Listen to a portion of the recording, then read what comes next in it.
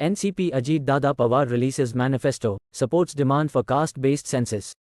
Addressing a gathering, the Deputy Chief Minister said the NCP will also demand the Bharat Ratna, the country's highest civilian award, for the late former Maharashtra Chief Minister and Defence Minister Yashwantrao Chauhan.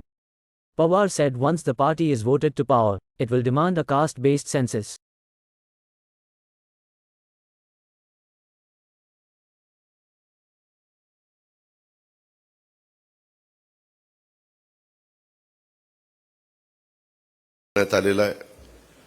Rashtrawadi Congress पक्षाची विकसित भारतासाठीची भूमिका स्पष्ट करणारा हा जाहीरनामा आहे।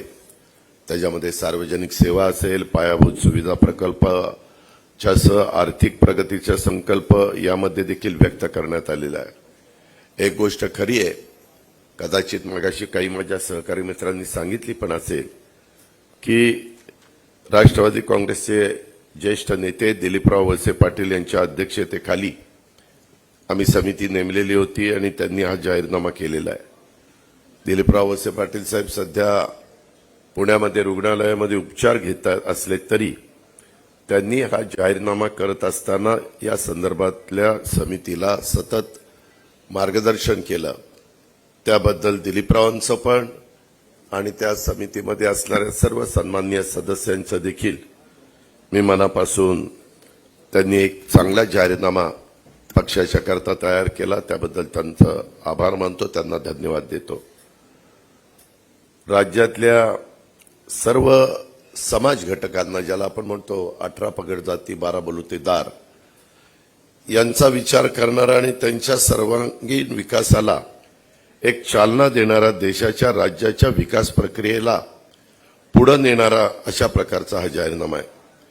या जाहीरनाम्यातली काही ठळक वैशिष्ट्य मी आपल्या लक्षात आणून देऊ इच्छितो। मराठी भाषेला अभिजात भाषेचा दर्जा तसंच द्यावा, तसंच त्याकरता मी पाठपुरावा करणार।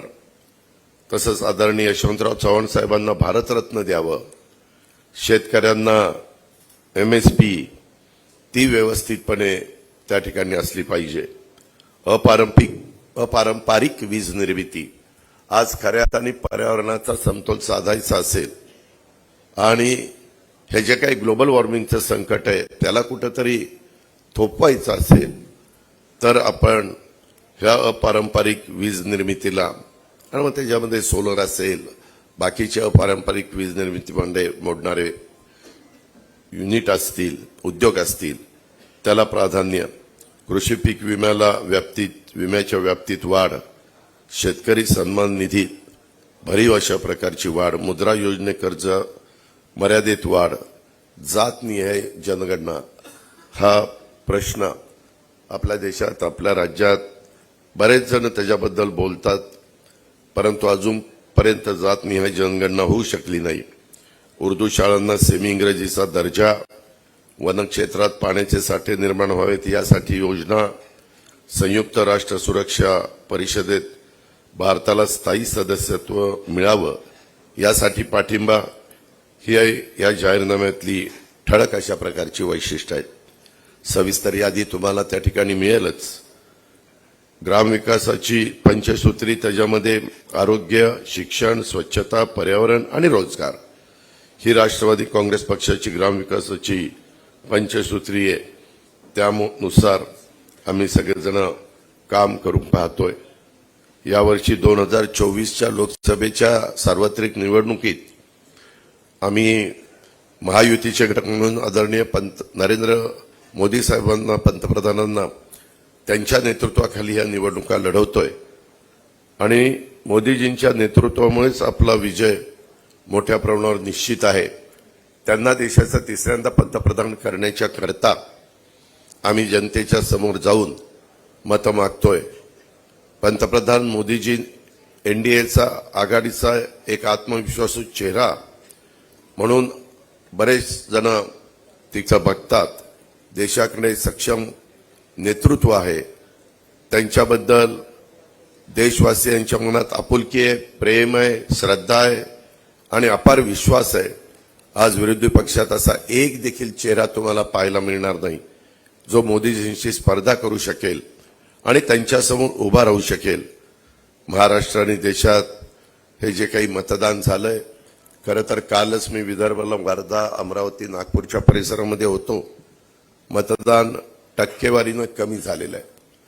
त्याला काही कारणं आहेत. त्याच्यामध्ये प्रचंड उष्णता, इतकं दुपारचं गरम त्या ठिकाणी होतंय आणि बऱ्याच अंशी बहुतेक राजकीय पक्षाच्या कार्यकर्त्यांनी बूथ वाईज जे सांगण्यात आलेलं होतं की बाबा तुम्ही तपासा, समजा एखाद्या बूथ केंद्राचा मी प्रमुख आहे, माझ्याबरोबर 25ची टीम आहे, तर मला 40 मतदारांची जबाबदारी त्या प्रत्येकावर होती.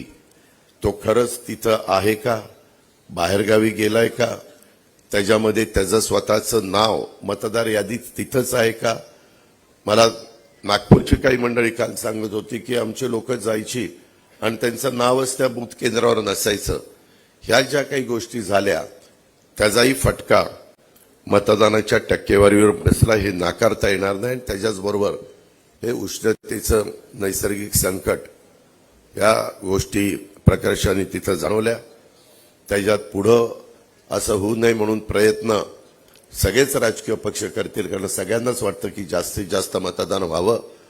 घटनेचे शिल्पकार डॉक्टर बाबासाहेब आंबेडकरांनी जो अधिकार आपल्याला दिलेला आहे, त्या अधिकाराचा भारतवासियांनी, प्रत्येक नागरिकांनी अधिकार बजावला पाहिजे असं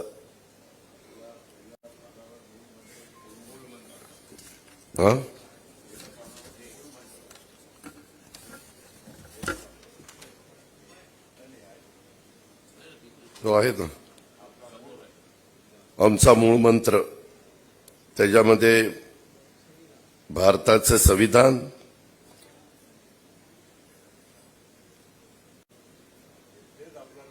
हेच आपली, आम्ही नेहमीच सगळीकडे सांगत आलो, जेव्हापासून आम्ही राजकीय जीवनाला सुरुवात केली इथं बसणाऱ्या सर्वच मान्यवरांनी, त्यावेळेसपासून ही भूमिका आम्ही प्रकर्षाने समोर मांडण्याचं काम केलं, त्या भूमिकेतनं पुढे जाण्याचं काम केलंय.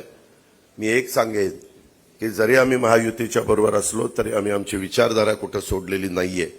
ही बाब पण तितकीच महत्वाची. तुम्ही म्हणाल मग पाठीमागे काय झालं? पाठीमागेही आपण बघितलं. ज्यावेळेस शिवसेनेच्या बरोबर आम्ही 2.5 वर्ष सरकार केलं, त्यावेळेस शिवसेनेची भूमिका काय हे उभ्या देशाला माहिती, उभ्या राज्याला माहिती. त्याचा उल्लेख थोडासा प्रफुल्लभाई पटेल साहेबांनी त्या ठिकाणी केला. आणि तरी तिथं काँग्रेस आणि शिवसेना हे कधी एकत्र येऊ शकणारच नाही. म्हणजे सरसेनापती हिंदू हृदय सम्राट बाळासाहेब ठाकरे हयात असताना हे कधी घडलेलंही नव्हतं. हे आपण सगळ्यांनी पाहिलेलं आहे. त्यांची भूमिका काय असायची ते आपण सगळ्यांनी बघितलेलं आहे. परंतु अलीकडच्या काळामध्ये राजकीय भूमिका, अनेक जण तिथली एकंदरीत राजकीय परिस्थिती लक्षामध्ये घेऊन, मग देशामध्ये मायावतींचं बघितलं, ममता बॅनर्जींचं बघितलं, जयललिता आज नाही आहेत परंतु त्यांची भूमिका बघितली, चंद्राबाबू नायडू असतील, त्याच्यामध्ये नितीश कुमारजी असतील, कित्येक फारुख अब्दुल्लाजी असतील, कित्येक जणांची त्याच्यामध्ये नावं घेता येतील. हे आपल्याला प्रकर्षाने ह्या निमित्तानं जाणवेल.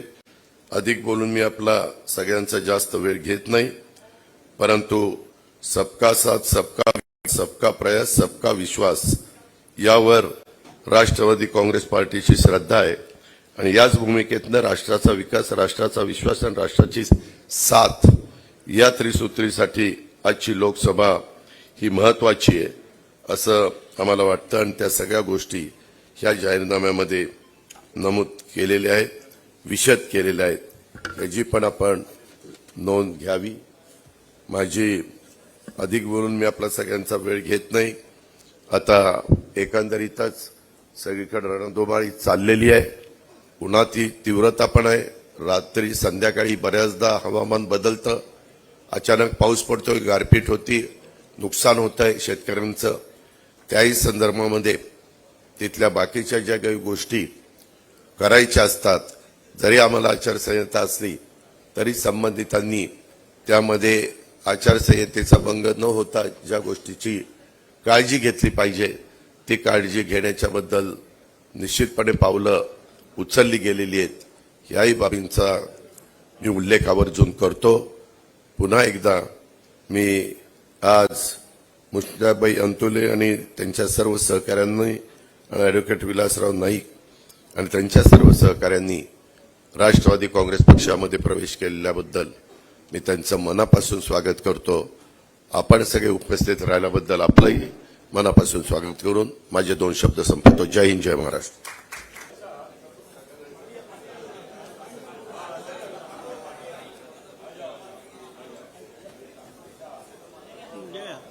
कुठे